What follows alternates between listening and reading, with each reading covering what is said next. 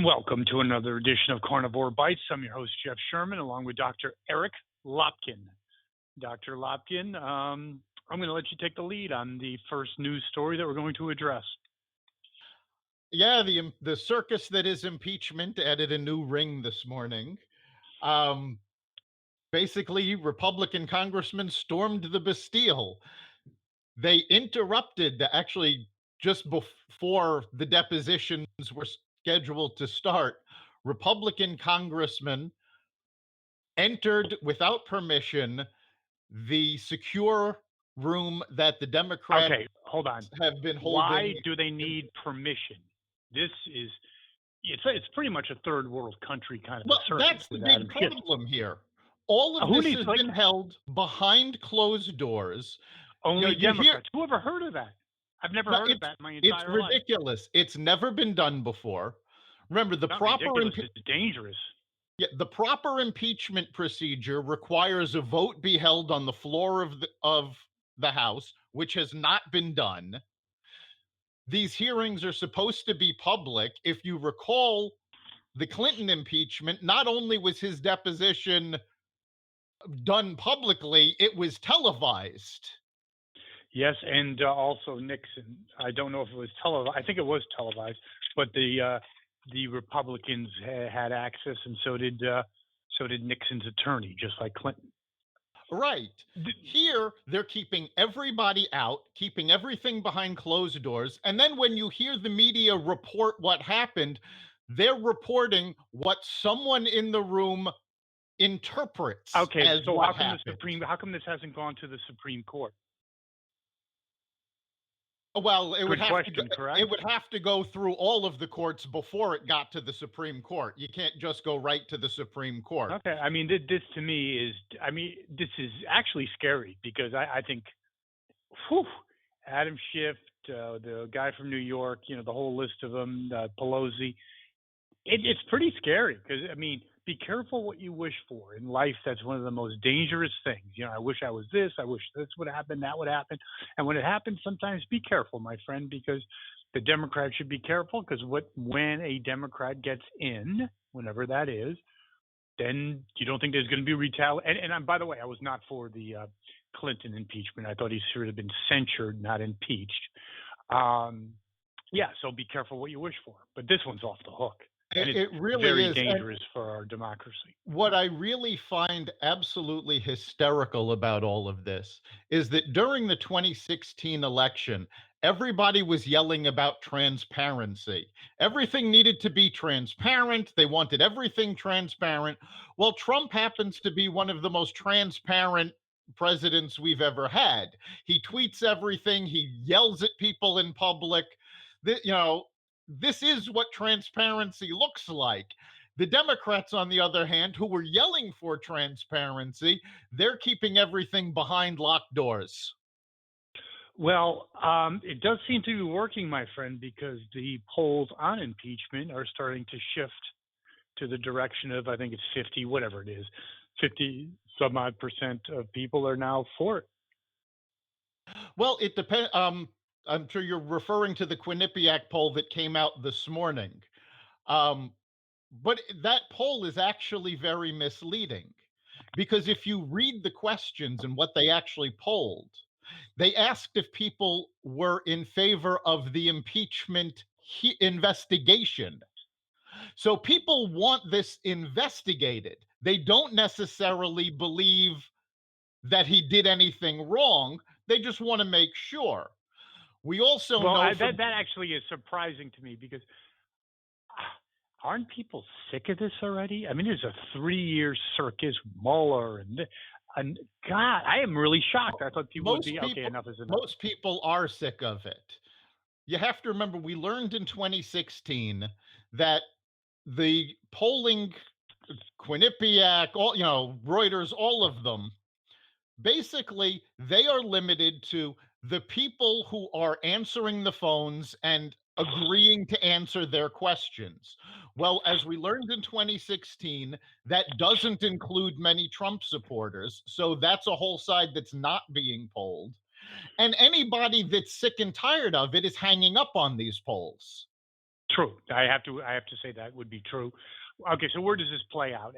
One thing that's extremely interesting for me is that, in spite of all this, and I think if it went head to head in real terms, it would even be more dramatic.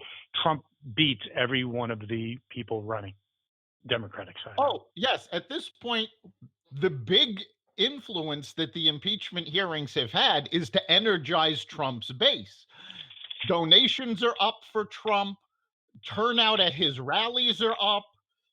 I mean, this is the worst possible result for the Democrats. At this point, I honestly think the Democrats are going to push for impeachment. It will pass on a party line vote. They will impeach him. It'll go to the Senate. He'll be found not guilty because there's no real evidence, and he's going to win another term. I have to say, though, speaking of winning, it was just talk. Bannon said it. And now others, I can't recall in particular who these people are, but credible people, okay, not, whack jobs, really believe Hillary's, she already hinted at, is going to put her hat in the ring, because unless there's a real impeachment, like he gets thrown out, blah, blah, blah, whatever, he's going to win with the current cast of characters that the Democrats have. And Hillary's thinking she's going to throw, I think it's a 50-50 shot. She throws her hat in the ring. What do you think? And who wins if that happens? I think there probably is a 50-50 shot for her to throw her hat into the ring. I don't think it changes the outcome of the election. Trump won last time primarily because he was not Hillary Clinton. People voted for him to keep her out of office, and they will do so again. Okay, well, I have one follow-up to that, though.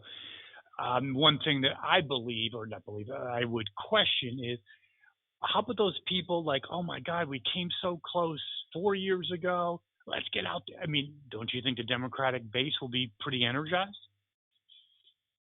Hillary doesn't energize the base. Hillary doesn't energize anybody at this point. Most Democrats who are involved in politics, at least, want her to go away. The simple fact of the matter is, it wasn't a close election. They talk about, oh, well, she won the popular but lost the electoral. Yeah, and those states are not going to vote for her again. True. Before we get into the Facebook testimony, how about Mitt Romney? I think he's 70-something years old, so I don't think he has presidential aspirations. What is going on with him? I mean, he doesn't say anything about what's going on with the Democrats, the fiasco. He just has it hell-bent on Trump. No, Mitt Romney is still throwing a temper tantrum because he and Trump went at it in the primaries, and Trump was really nasty and insulted him the same way Trump insulted everybody Romney else. Started. I'm sorry, this time Romney actually started. Not this time. In the primaries, he's the one who had that whole dog and pony show about Trump's a con artist. I mean, Romney's the one who started. Yeah, he's throwing a temper tantrum because he lost, and he lost because basically Trump is correct. Trump was correct. He choked.